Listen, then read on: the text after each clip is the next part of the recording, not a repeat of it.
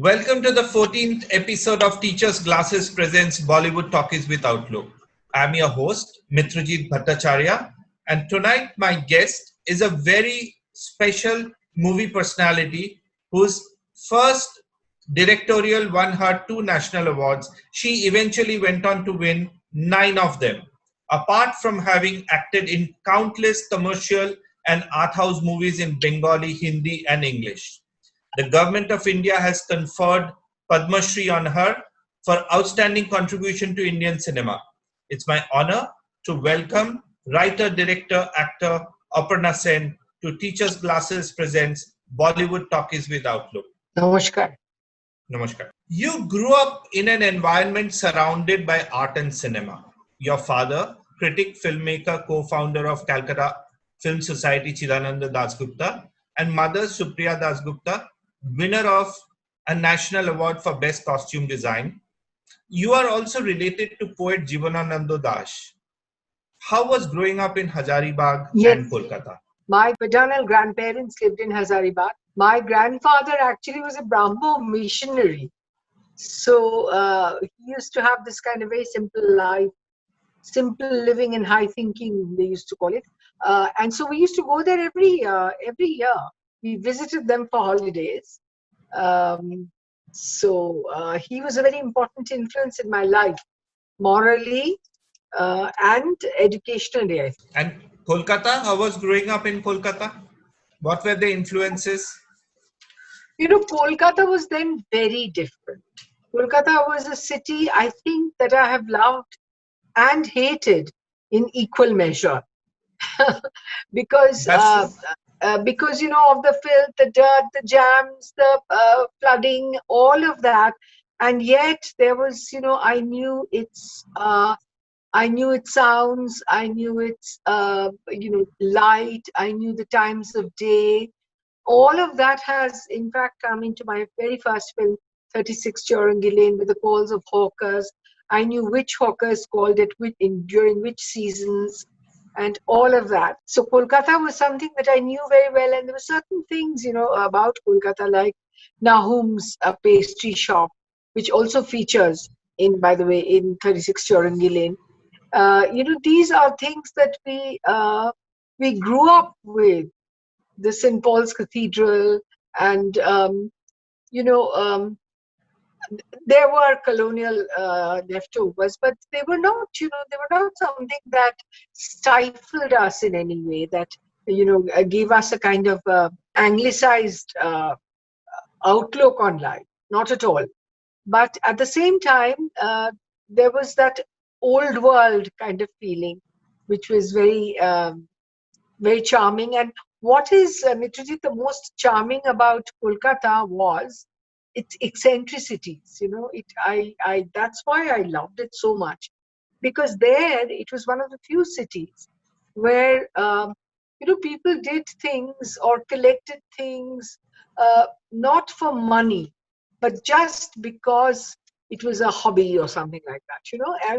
They were quite eccentric in their ways. Did you have any passion which you remember as a child? Yeah, I think I used to like writing.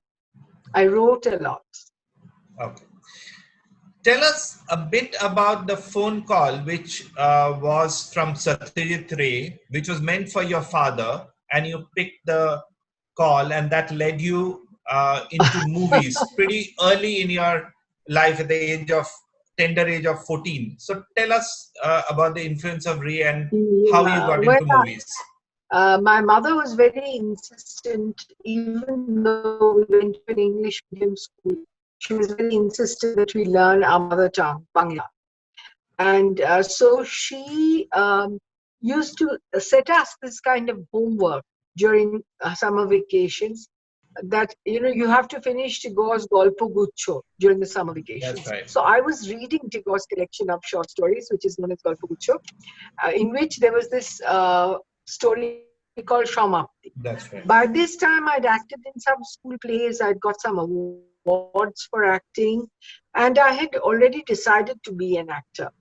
And when I was reading the story, I thought how nice it would be if somebody made a film out of this, and if they cast me as Mrinmoyi. when the phone rang. I mean, it sounds like something I've made up, but it's really God's truth. The phone rang, and when I was going to pick up the phone to answer the phone, I knew that it would be Satyajit Ray on the line. I don't know how I knew, but I knew. And then, sure enough, there was this booming voice saying, Chitu Ache.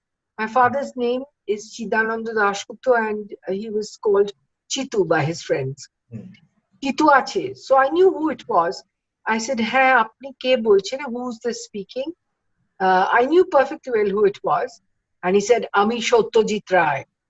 So, I could have just said, just hold on a bit. Instead of which I said, oh, Ami or boro me Aparna bolchi. I'm his elder daughter, Aparna. There was no need for me to say that. Correct. So when I called my father, he went and attended the phone, and then he came back, and he told me what I had expected to hear, that Satyajit Ray wanted to cast me as Mrinmoyi in Samapti, except that Baba said, don't get too excited because you'll have to do a film test, a screen test. So I thought the screen test was going to, have a lot of acting, at least reciting of poetry or something.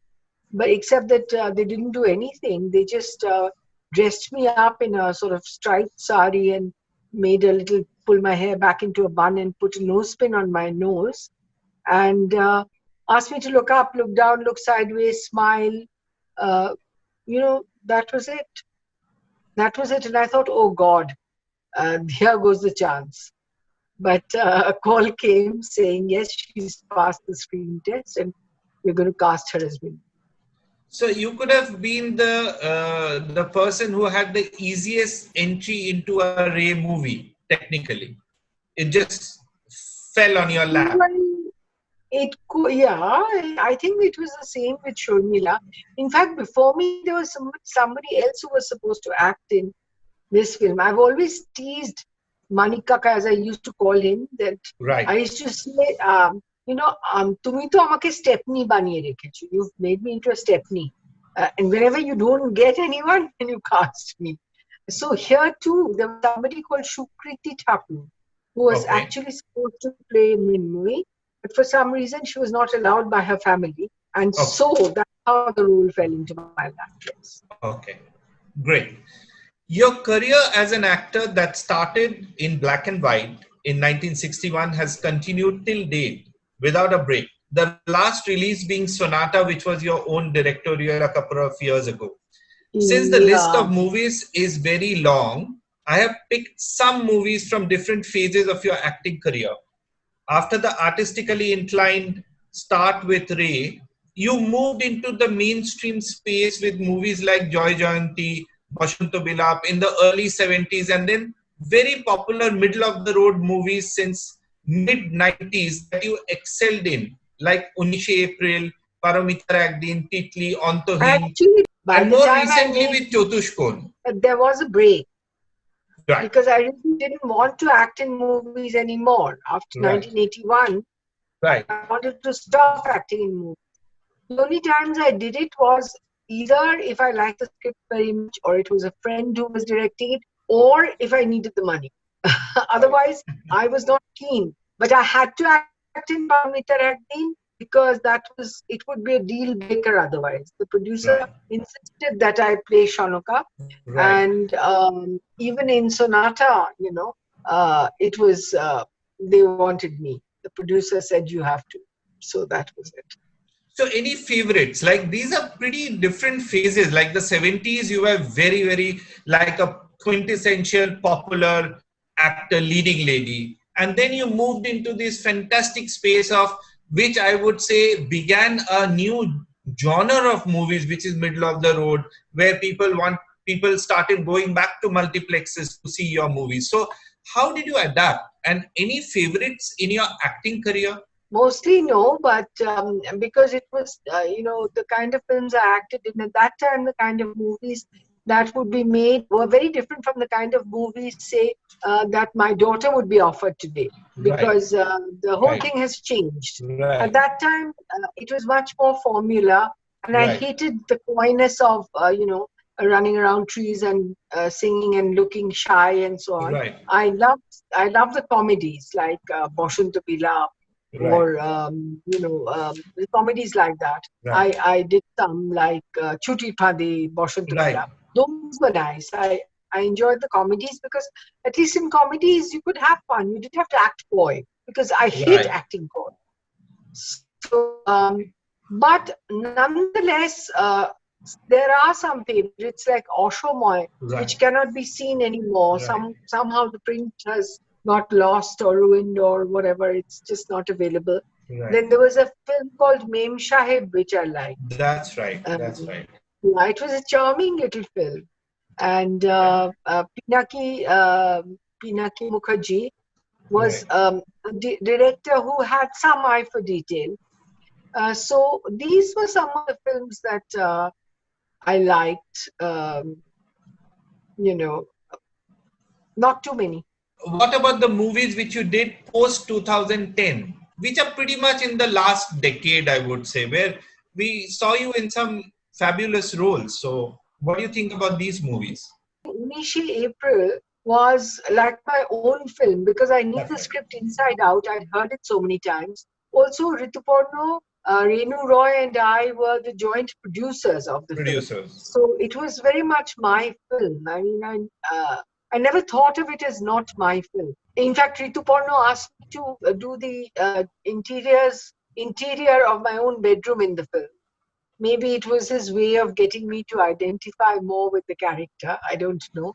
Right. Ritu could be quite sly sometimes in that way, and very clever. Later on, I enjoyed my own film, Paromita Ragdin, very much. I That's enjoyed right. acting in that very much. Even though I hate acting and directing at the same time, Right. but because we had actually done acting workshops for about a month, and we had a Okay. very good acting coach called Shohag Shen, who's a Okay. very important theatre personality.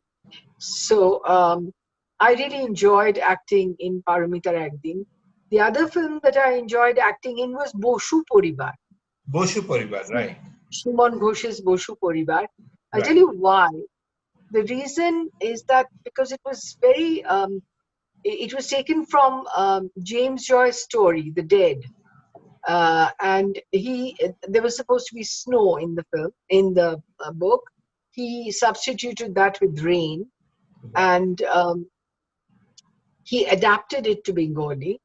And there were a lot of actors that I am very, very fond of and admire, respect in the film. It was an ensemble cast. That was one film I enjoyed. I enjoyed Sonata. In fact, Sonata. Shabana, Lilette, and I had a very good time.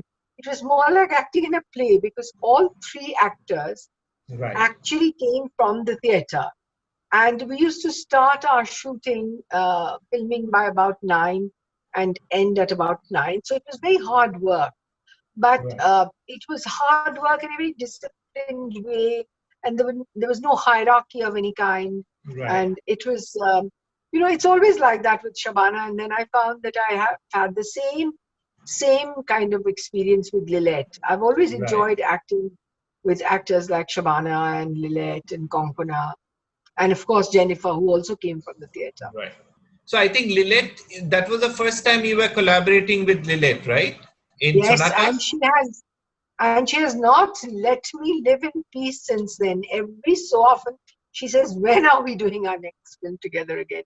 Even though I paid them peanuts because we had very little money, but we enjoyed the experience so much that Right. I think the money part didn't matter so much. By your own admission, you want to be known as a director first and then an actor. So let me focus on 5 directorials of yours that have brought the world of cinema a lot of glory. 36 Chaurangi Lane, Poroma, Juganto, Paromita Ragdin, Mr. and Mrs. Iyer, and The Japanese Wife. Share some Yeah. experiences of making those movies. Any favorites? The most flawless, the most satisfying, and the toughest one to direct. I want to know why you haven't included Ghore Baire Aaj, my latest. No, no, absolutely. You can obviously add Ghore Baire Aaj. The reason let me explain why I have chosen these. that these were major winners of national awards other than Japanese Wife. But Not, you not, want not, no, not Juganto. Juganto got Best Bengali Film, as right, did Poroma. Poroma also right, got Best Bengali Film, and I think Dipankar Dey got Best Supporting Actor. right. And Juganto just got Best Bengali Film, nothing else. Mr. and Mrs. Iyer got three of them. Mr. and Mrs. Iyer got 4 awards. Four awards. One was backed by Konkona. Then Best Original Screenplay and Direction was mine. Correct. And then we got this one, the Indira Gandhi Integration. National Integration Award. We got Correct. that as well. Correct. But we also won something like 11 international awards for Mr. and Mrs. Iyer. 36 Chaurangi Lane was like a love affair. It was like a first love. Everything somehow fell into place. Everything was right. Shashi Kapoor was the best producer I've ever come across in my life. Right. And Jennifer was an actor to die for. So everything, and we got the house that we wanted. We got the places that we wanted. Somehow, maybe because it was my first film and people didn't even charge really much money for the house, or the school that we filmed in, Pratt Memorial. In those days, it was actually quite different. People were not so commercially inclined, and everything just turned out right. My cameraman was a dream cameraman. Ashok Mehta. Ashok Mehta, yes, he was just a dream to work with. So everything was right about 36 Chaurangi Lane. So there's not even any point in even talking about it. Let me tell you also that was the film where I really learned filmmaking. I mean, I had learned quite a bit as an actor. At least I had learned what not to do. Right. As I had learned what to do. I mean, I don't want to dismiss my acting career because it actually gave me an identity. When I wrote to Shashi Kapoor, sending him the synopsis, at least he knew who I was. Because as a director, I was unknown quantity X. And many very talented directors don't even, their scripts don't get read. They just, delegated to the waste bin only because nobody knows who they are. Acting had given me an identity. And I had acted with Shashi already in some of the Merchant Ivory films. So, The Guru, in fact. And so, Shashi knew who I was. Of course, he knew who I was anyway. He knew my father used to come to film festivals. He'd come to my house before. Anyway, he was a wonderful, wonderful producer. I can say something about Jennifer.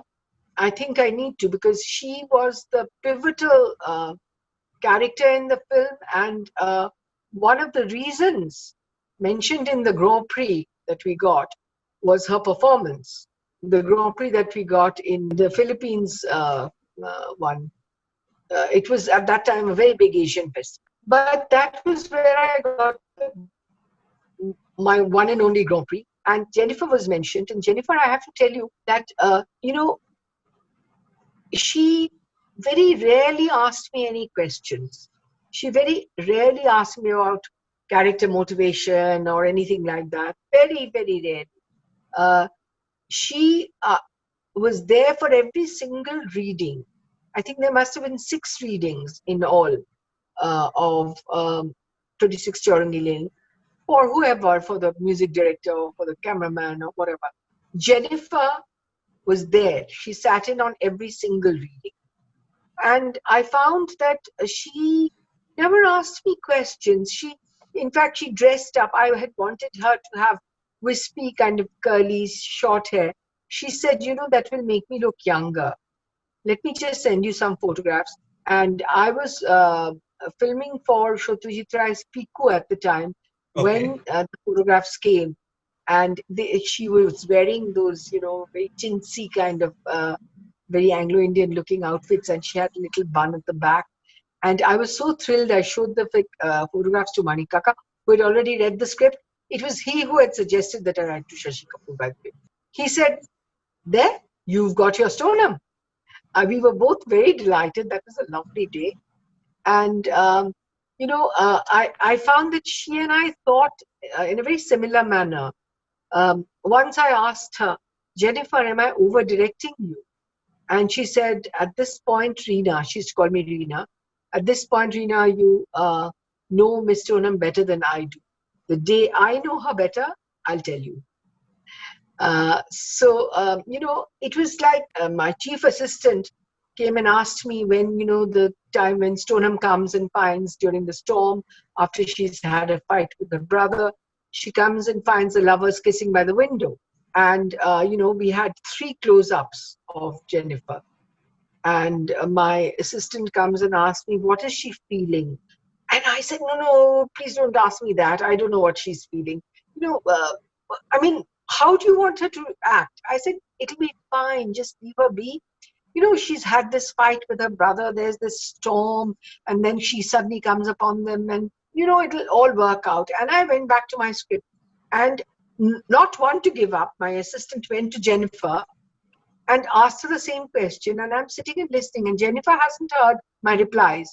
But when he asked her, she said, "Oh, please don't ask me this question now. It's just it's important that it's she is in such a frame of mind. She just had a fight with her brother, and she's come home through this storm and all of this, and she finds her latch broken. She was almost echoing my words. It was amazing, really, really, and truly amazing. I've never had that kind of experience, that kind of almost it gave me goosebumps, when she did that. And she was very, very supportive as the producer's wife too, you know. So Jennifer was something else. I had to mention that. And Ashok Mehta also, I think I have to mention, particularly Ashok Mehta, because Shashi very sweetly, before the film, I had wanted Govind Nihal, but he was second unit director for Gandhi at the time, so he couldn't do the film. So Shashi said, can you wait for him, or do you want to? I said, no, I can't wait anymore. I'm too pregnant with the film. He said, fine, so we'll find you a cameraman. And he kept arranging for, at that time, you didn't have show reels and stuff. He kept arranging for screenings when he used to show me films made by certain cameramen. I rejected one after the other, and Shashi kept getting very worried.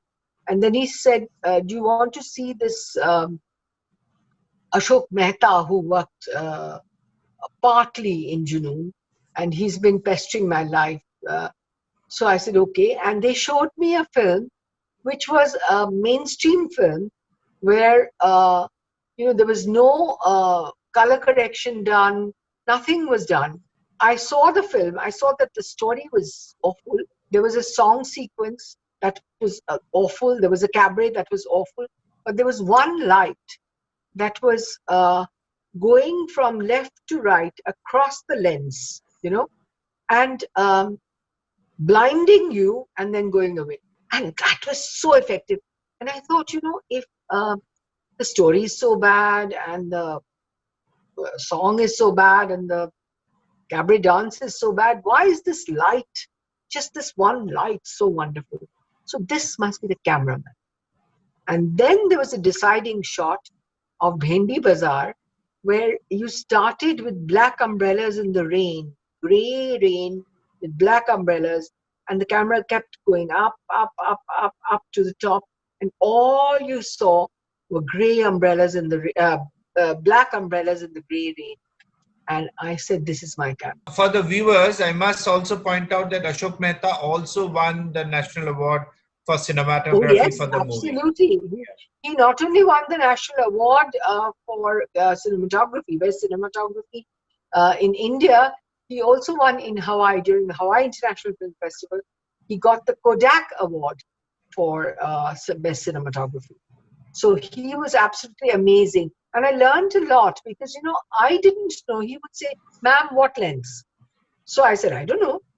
So he said, but, what do you want to,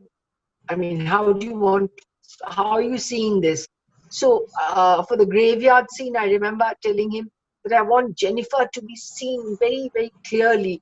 and I want everything else kind of blurry and, it rain, and I want Jennifer to be in black with a black umbrella and the priest to be in black and everything else to be blurred, all the other colors. So Ashok smiled and he said, "Ma'am, you're talking about a telephoto lens." Now today I know my lenses, but at that time I didn't.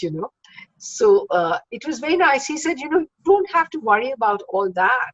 You just tell me what you're seeing inside your head. It's my job to give it to you. So, and he asked me, he said, if you can describe your film in one sentence, how would you describe it? I said, I can't describe it in one sentence. He said, still, just try. So I said, it's like if you have a rose pressed for a very long time inside a book and you take it out, the kind of colors you would see, that's what I see in the film. So Ashok said, right, I got it. The combination of Shashi Kapoor, Jennifer Kendall, Vanraj Bhatia, Ashok Mehta, all of this, many people, just it all came together. It all came together. The cat. Now moving on to Paroma. See, after 36 Chaurangi Lane, I was suddenly hot property. And I got many offers which I turned down because I was kind of, very picky, didn't know what to do. And I said, why do I have to make another film? I had something to say. I said it. Unless I have something to say again, why should I make another film? But that I realize now I wasted precious time. Right. But for Poruma, the producers were wonderful because they said, you do exactly what you want, They gave me carte blanche. And it's always better if the producer gives you carte blanche and doesn't interfere too much, because then, you have that freedom to fly. So Poruma, I saw Rakhi to start with, though I did see other actors before. I went and saw many other actresses, female actors. But Rakhi was my choice because she looked like, a typical housewife from a North Calcutta home. So Rakhi really was my first choice for that film. Again, Ashok did a brilliant job in that film. And I think that film, the script was also good. It was tight and well written. And Mukul was surprisingly good in the film. It was also probably a movie which was a bit ahead of time. And yes, I have to tell you that. When the movie was released, the balcony had been taken over by the producers for the press show or for the premiere. Right. And downstairs, there was general public. Now, I went down to figure out, what the reactions of the people were. Because, I had this habit of being very, very tense. In fact, I have to tell you this tiny anecdote from 36 Chaurangi Lane, where I played the life out of the projectionist in Elite. That was where it was released. I was sitting with him and I kept saying, it's too loud, it's too soft, it's too bright, it's too dark. And he said, ma'am, Didi, it's fine, just relax. And then I said, why are the people not reacting, etc., etc.? Or they were laughing or whatever. Right at the end, they were all silent and they kept sitting there. And I got very worried because I was a rank newcomer. And I said, see, now they don't like the film. I mean, I don't understand. They're not saying anything. They were not even clapping, nothing. So he said, the film is finished. The lights have come on. They're still sitting there. What more do you want? So I went out and, people were coming downstairs from the balcony. They just descended upon me, completely euphoric with the film. And Mitrajit, that gave me a high that nothing else has ever given. So for Porama also I went out, hoping to find something like that. But 6 or 7 boys, they came up to me, rolling their sleeves, and they were so angry. They said, what do you mean? by women's freedom. Do you mean adultery? Do you mean they said in Bengali shechachar, whatever, doing whatever you want?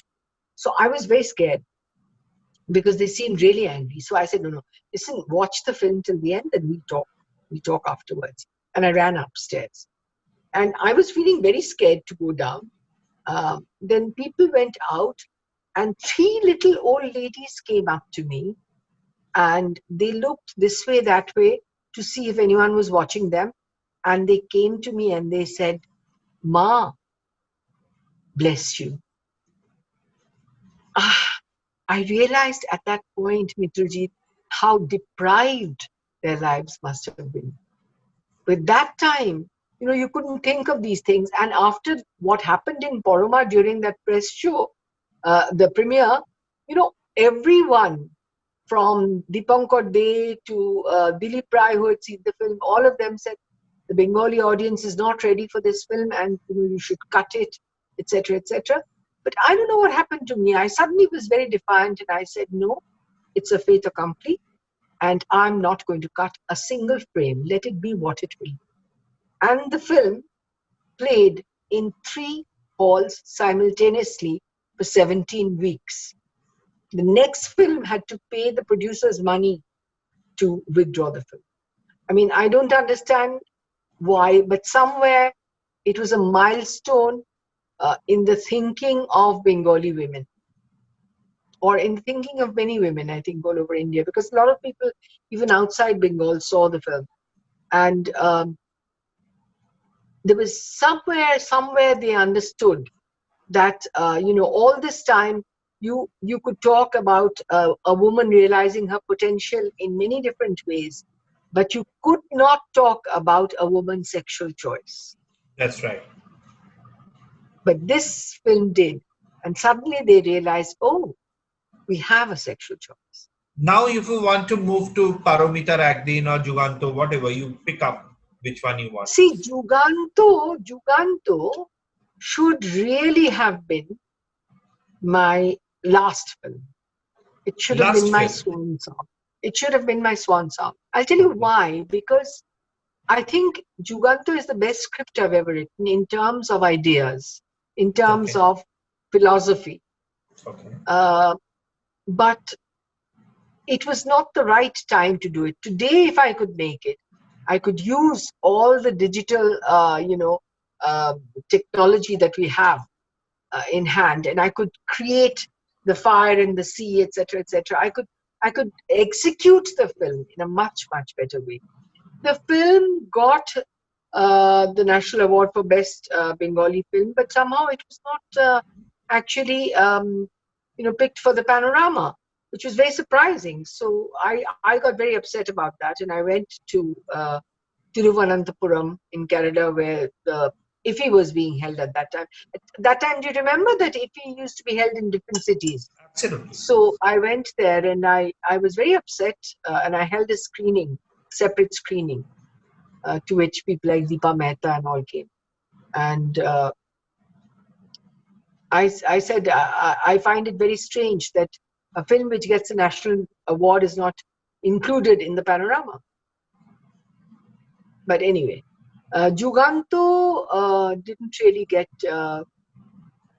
that many awards. It got some awards in Bengal, but that was about it. But I do think that Juganto was a very important film in my life. Paromitar Agdin. Paromitar Agdin actually starts where Poroma leaves off. Okay. These are my two really feminist films, so to speak. I mean, I don't like the word. I don't like any isms.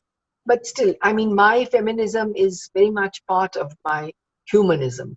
Exactly. But, yeah.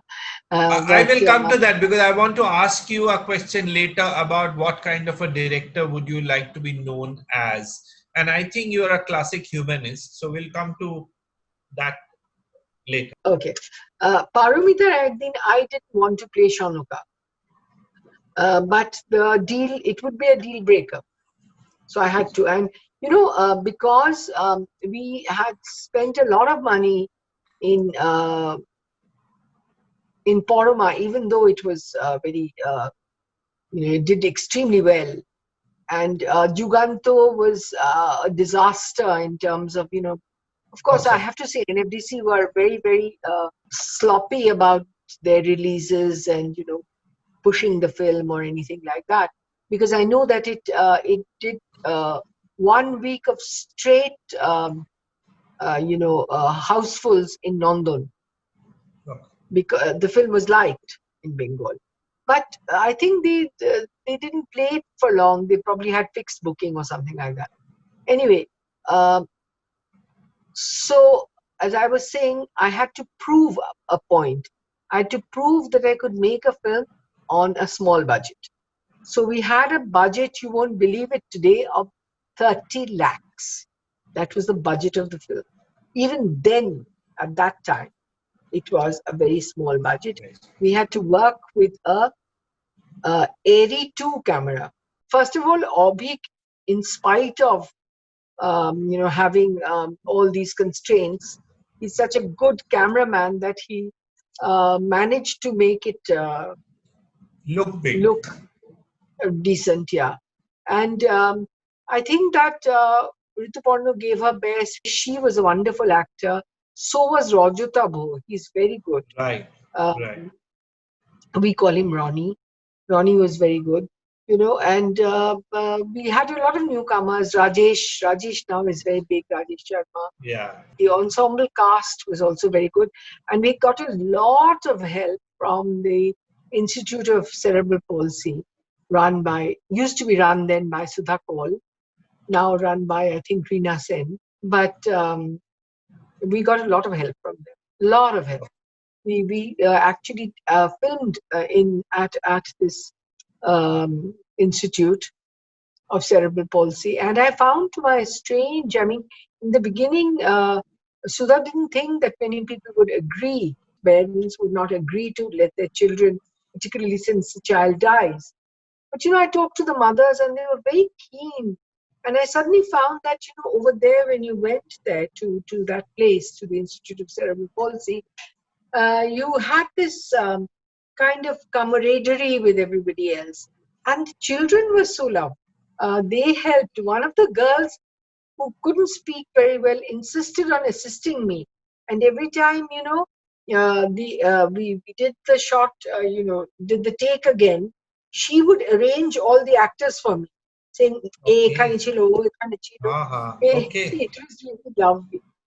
And that's when I decided that in our films, when we see the citizenry in our films, what do we see? We see normal, able-bodied, preferably North Indian Hindu males. Okay. But Yeah. these people are also very much part of our citizenry. And that's when I decided that I would try to include at least even if it wasn't a central character, I would try to include at least one such character among the cast. I did that in Paramita Ragdin. I did that in Mr. and Mrs. Iyer. If you remember, there was a boy in a wheelchair who was Right. challenged.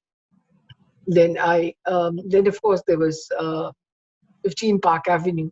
Right. Konkona's character was a schizophrenic. Here also, Right. this girl Kuku had schizophrenia. She won the National Award for Best Supporting Actress, along with Shudipta. Right. Shudipta was for Bariwali, and Shohini was for Paramita Ragdin. And I think the script actually works. So Mr. and Mrs. Iyer also brought together Konkona and Rahul Bose, and that movie obviously is one landmark movie, not only in your career but probably in the history of Indian filmmaking. So would love to know about Mr. and Mrs. Iyer and your experience of doing that. See, Mr. and Mrs. Iyer was also quite difficult because we had to shoot it again on a very small budget. We started out with a budget of 60 lakhs. Can you imagine? Okay. And, you know, um, that of course went up, but we had a problem. We had to have a break in shooting.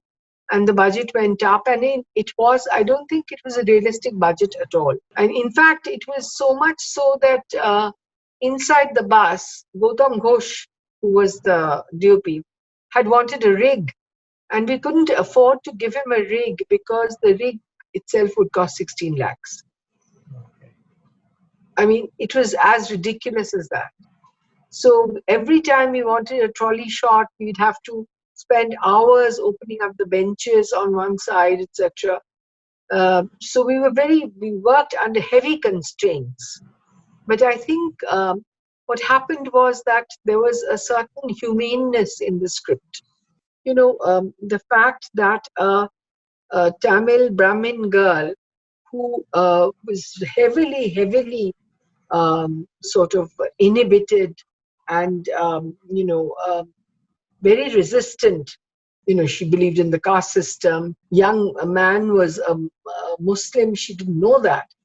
But even after she found out, when she said, "Please don't touch me," even after that, she surprises herself by saving him. I think initially it was not supposed to be Hindu-Muslim. It was just supposed to be a love story within a journey. Because I thought that a physical journey is a wonderful metaphor for an internal journey, because during a journey, things happen, people, particularly long journey, and inside the bus, it was a kind of mini India. And people, find out about themselves, find out about other people, find out, they surprise themselves, actually, most of the time. So it was supposed to be that. I don't know how it became Hindu and Muslim. I think what had happened was that I had been bothered for a very, very long time with the Islamophobia in our country. And I had been bothered by the lack of communal harmony. In fact, Rituparno had said that in my editorials in Shanunda, the magazine I used to edit, most of my editorials, at least 60%, was about, especially after the demolition of the Babri Masjid, most of them were about communal harmony or the lack of it. And, I used to talk about that.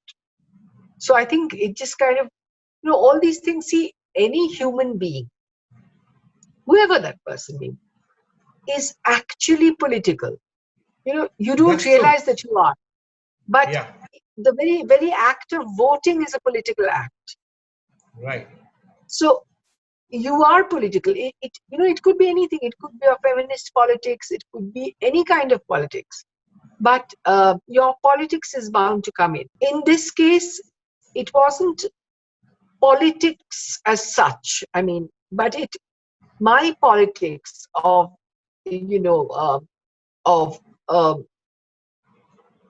communal harmony, people living in a secular country in peace, and the diversity of India, all of that came in without my knowing it even. And I think that's probably what appealed to people.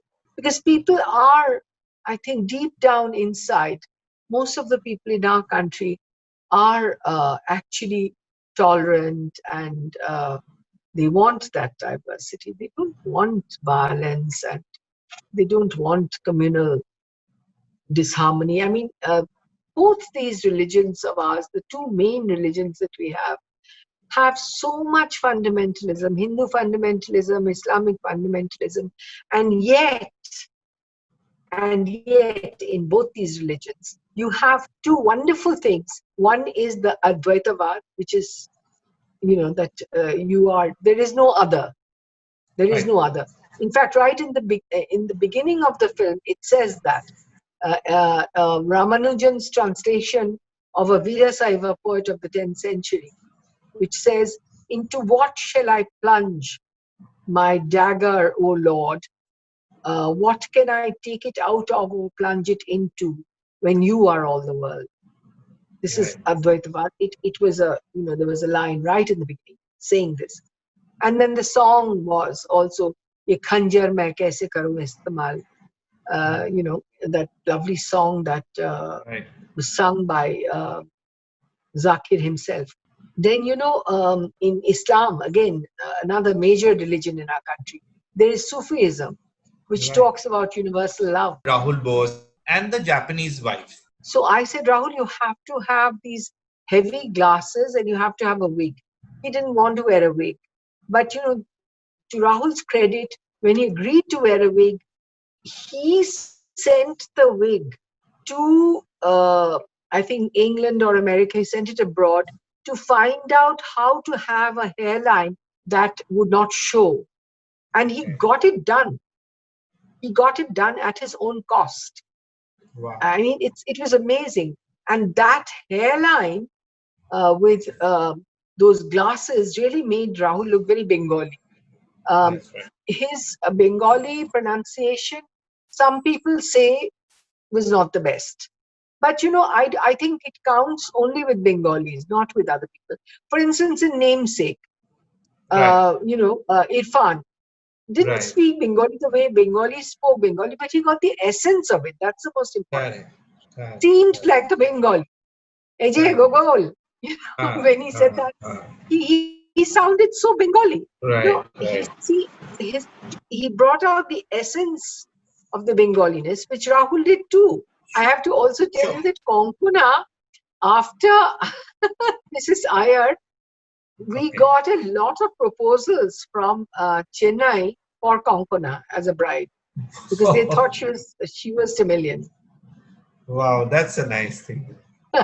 Fabulous. And she when I first told her, she said, I can't do it, I can never get that accent. And I said, of course you can.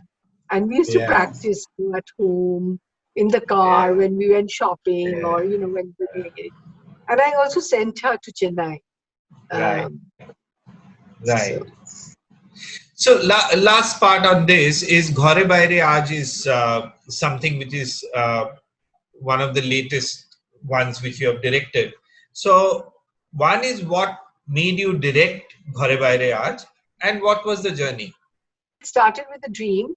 The When I heard, the night I heard about Gauri Lankesh's murder, I was so devastated I just couldn't sleep.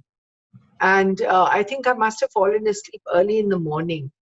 And I had a dream that a first time film director who was a Ray film buff, was making a film on Ghare Baire in today's India.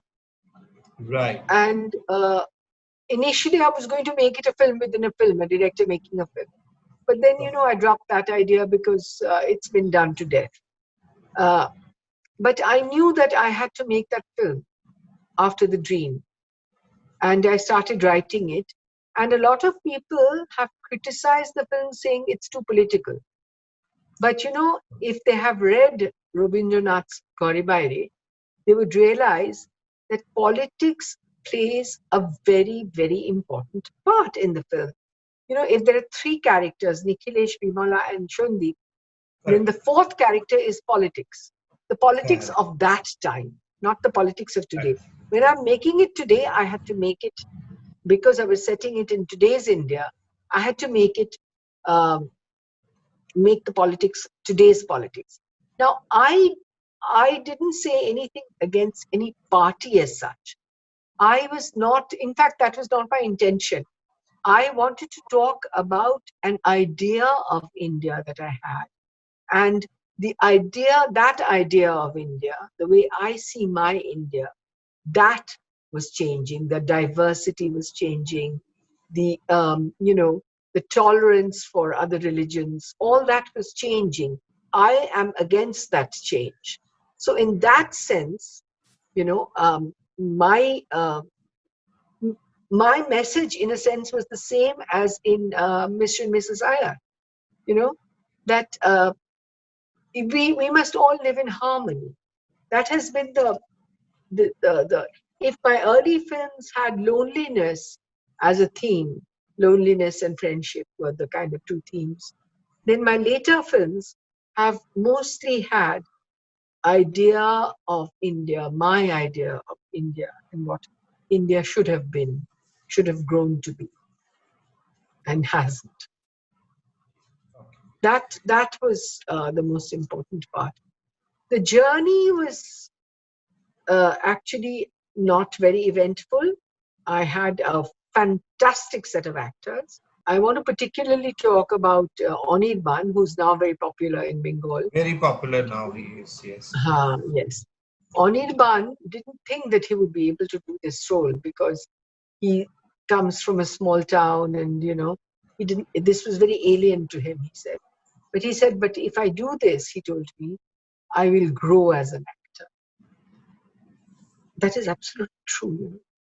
If you play something against the grain, then you grow. And he worked so hard. Sometimes he would ring me up at 12 at night and say, will I be able to do it?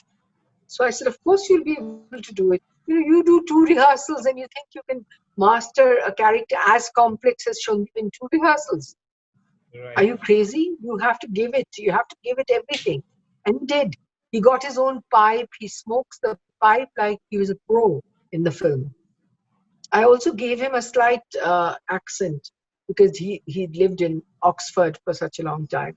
And he got all that perfectly. And Jishu, Shundip's character, I have to say, this one was Nikhilesh that I was talking about. Yes. Shundip's character, Nikhilesh is the liberal, liberal zamindar. He belongs to the elite class. Here, Nikhilesh, you can't have a zamindar anymore, but Nikhilesh was a liberal editor of an online newspaper. Like Gauri Lankesh, he was a journalist. He was killed like Gauri Lankesh. In fact, almost ditto, right at his porch on his doorstep. He was killed. But Shondip, both in Ray's film and in Tagore's film, is much more a villain. Here, I have also given the rightist argument. Right. And this I've taken from Gora, Rabindranath's Gora. Because in Gora says, I have to identify with my countrymen, whether they are right or wrong, whether they believe in caste system or they don't. Right. I have to do that because I have to be one of them in order to Right. try and change, Right. to serve them. So here my Shondip says that actually. He says that the point is to serve the people. And I have to, accept my people with all their, failings and all their, whatever their superstitions or whatever they have. So I gave the rightist argument as well. And he calls Nikhilesh an armchair socialist, which Nikhilesh to some extent is. And Nikhilesh tries to correct that by actually going to the village and finding out more. And he says that we don't, subaltern life at first hand, we don't get to see. So he does that, Found this wonderful girl called Tuhina Das, who plays a Dalit Bimala. So she's Bimla in the film when she starts, and then she's adopted by this family when her parents die and she comes here to live in Nikhilesh's family because her grandmother works there. And they send her to boarding school and they rechristen her Brinda. So there is a kind of a Brahminization of Dalit girl. And in fact, Shundip accuses Nikhilesh of that, saying, so you Brahminized the little girl, submerged her tribal identity within your. Right. And he says, yes, you can accuse us of that. So all of this is there. It's complex. It's very complex. Yeah. Just tell us about Konkona, the actor and director.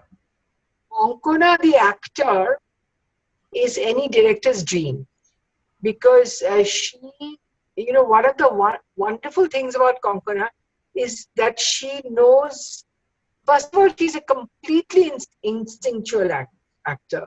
You can't, you can't see her preparation. I'm sure she does prepare. I've only seen her learn lines. That's all the preparation that I've ever seen her do for any film. Sometimes she'd read a book if she doesn't know anything about the subject, like she did for Kadambori when she acted in Kadambori. But over here in my film, I didn't really see her prepare. I sent her to Chennai, but saying that, assist me and find out all about, Iyer names and, find out what dialogue you should use for your child, etc. So basically, she went there thinking that she's, acting as my assistant. But this was my way of getting her to understand their way of life, etc. And she came back with a very good knowledge, and she told me about it. She said, my original name for Santanam, their son, and she gave me a whole list of names, of Ayah's names that I could use, and I used Santanam. Konkuna, one of the wonderful things about her is that she never goes over the top. She has a very, very good sense of where to draw the line.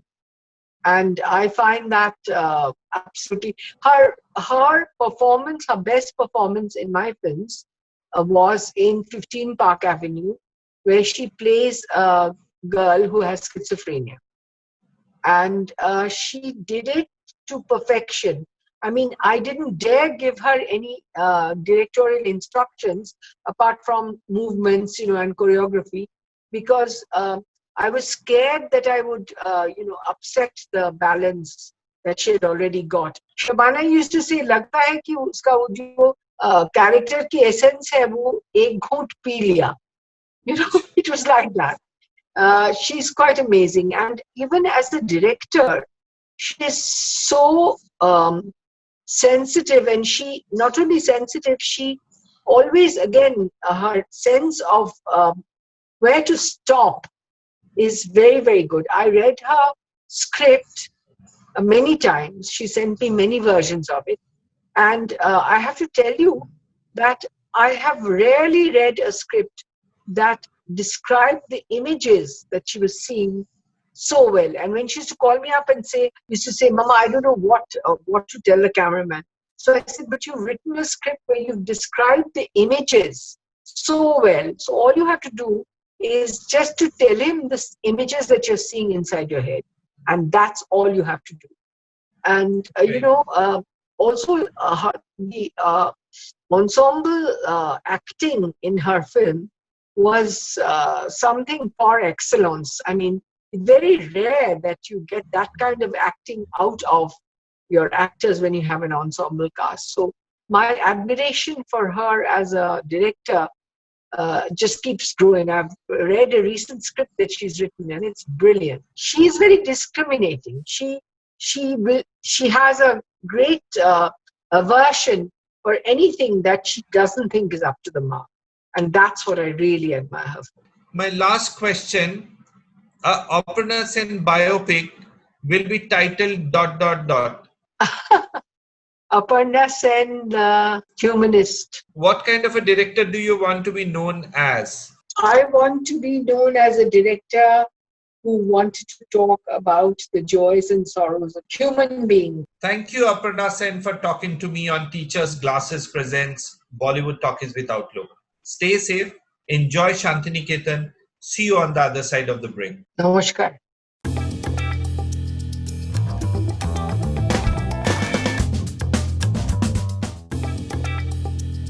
In fact, I have to tell you this tiny anecdote from 36 Chowrangi Lane, where I played the life out of the projectionist in Elite. That was when it was released. I was sitting with him and I kept saying, "It's too loud, it's too soft, it's too bright, it's too dark." And he said, "Ma'am, Didi, it's fine, just relax." And then I said, "Why are the people not reacting, etc., etc.? Or they were laughing or whatever." Right at the end, they were all silent. And they kept sitting there. And I got very worried because I was a rank newcomer. And I said, "See, now they don't like the film. I mean, I don't understand. They're not saying anything. They were not even clapping, nothing." So he said, "The film is finished. The lights have come on. They're still sitting there. What more do you want?" So I went out. And, people were coming downstairs from the balcony. They just descended upon me, completely euphoric with the film. And Mitrujit, that gave me a high that nothing else has ever given me.